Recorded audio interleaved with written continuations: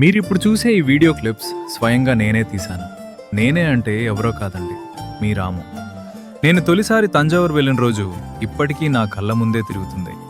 ఆ నగరంలో అడుగుపెట్టిన క్షణం నుంచే ఏదో తెలియని ప్రశాంతత నా మనసుని తాకింది. బృహదీశ్వర టెంపుల్ ముందు నిల్చుని ఆ భారీ గోపురాన్ని చూస్తుంటే నిజంగా కాలమే ఆగిపోయినట్టుగా అనిపించింది. వేల సంవత్సరాల క్రితం మనుషులు ఇలా ఎలా నిర్మించారో అని ఆశ్చర్యం వేసింది. ప్రతి శిల్పం, ప్రతి రాయి, ప్రతి చిన్న చెక్కుదల కూడా చోళుల మహాకళను నిశ్శబ్దంగా చెప్పుకుంటూ నిలబడి ఉంది. ఆ గుడిలో ఉన్న శివుణ్ణి చూసిన క్షణం మనసులో మాటల్లో చెప్పలేని ఓ ప్రశాంతత వచ్చింది.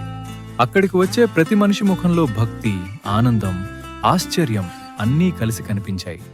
బయట వినిపించే నాదస్వర సంగీతం, అక్కడ సంస్కృతి, విస్కృతి, పెయింటింగ్స్ ఇవన్నీ కలిసి తంజావూరును కేవలం ఒక నగరంగా కాకుండా ఒక జీవించే చరిత్రలా అనిపించాయి.